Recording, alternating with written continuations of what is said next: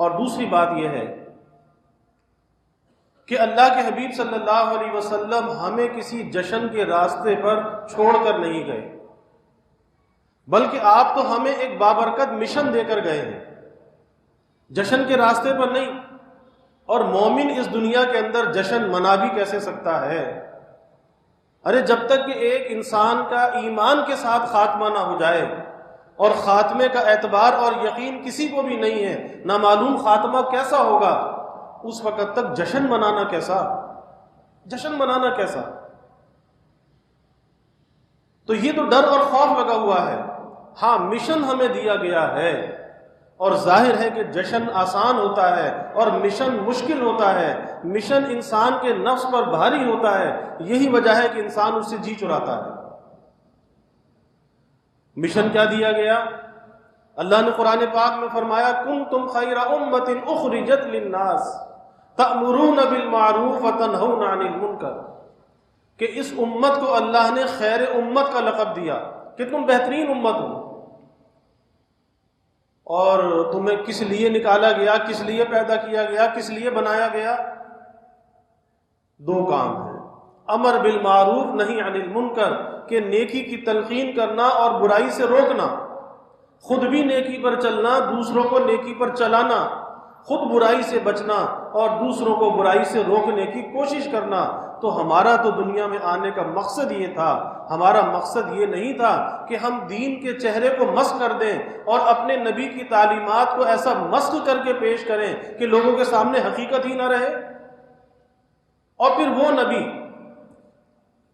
جو ہمیں رزق کے ذرے ذرے کا ادب اور احترام سکھلا کر گیا، ذرے ذرے کا، آج اس نبی کے نام پر جو جشن منایا جائے، جلوس نکالے جائیں، تو لوگ فلیٹوں پر سے پارسل بنا کے پھینکتے ہیں، گاڑیوں میں سے پارسل لٹائے جاتے ہیں، آدھی چیز ہاتھ میں ہوتی ہے، آدھی چیز سڑک پہ ہوتی ہے، اور وہ اللہ کا جو رزق ہے، جو کتنی قیمتی چیز ہے کہ انسان ذرے ذرے کا محتاج ہے، وہ پیروں کے اندر آ رہا ہوتا ہے۔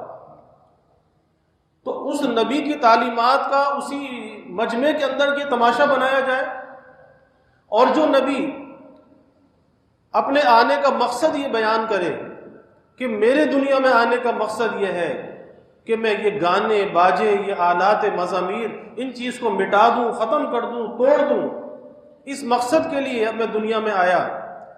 آج نعتوں کے اندر میوزک بجایا جائے تو آپ اندازہ لگائیے، تو پھر رسول اللہ صلی اللہ علیہ وسلم جن چیزوں کو مٹانے آئے، ہم ان چیزوں کو رواج دینے لگے، تو یہ کیسا محبت رسول ہے اور یہ کیسا عشق رسول ہے۔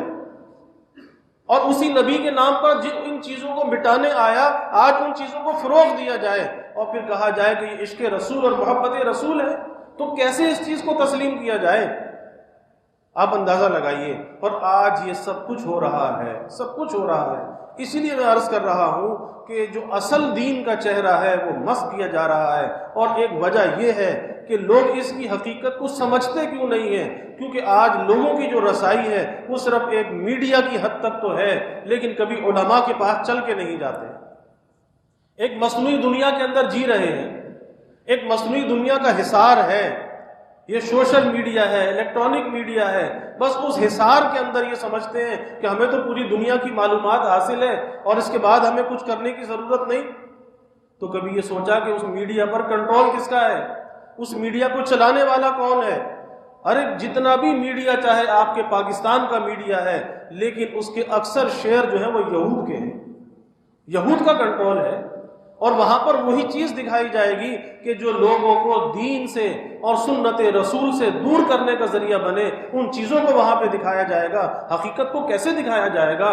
اور پھر اعلان یہ ہوگا کہ جی آپ صلی اللہ علیہ وسلم کا یوم ولادت بڑے عقیدت و احترام سے منایا گیا۔ تو یہ عقیدت اور احترام ہے؟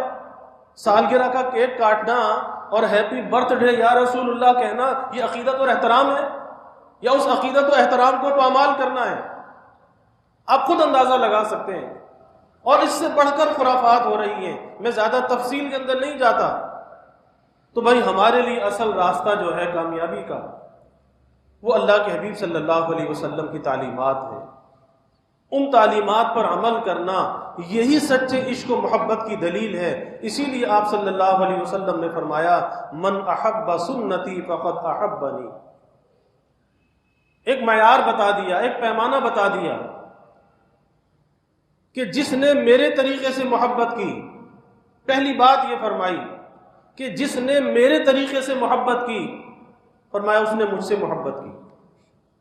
آپ کے طریقے سے محبت پہلے ہے، اور وہ طریقہ آپ کی محبت کا ذریعہ بن جائے گا، واسطہ بن جائے گا، وسیلہ بن جائے گا، کہ جس نے میرے طریقے سے محبت کی، یعنی جس نے میرا کہنا مانا، میری تعلیمات پہ چلا، در حقیقت اس نے مجھ سے محبت کی۔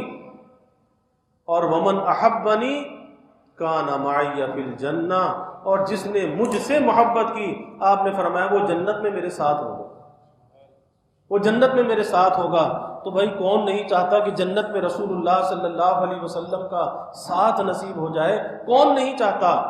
لیکن راستہ یہ ہے کہ جو آپ کے طریقے سے محبت کرے، اور محبت کا مطلب کیا ہے کہ جو آپ کے طریقوں پر چلنے والا ہو، آپ کی سنتوں کا اتباع کرنے والا ہو۔ اور آپ کے طریقے پر چلنا، آپ کی سنتوں پر عمل کرنا بھائی ہر شخص کے لیے آسان ہے، اور ہر زمانے میں آسان ہے، اور ہر علاقے کے اندر آسان ہے۔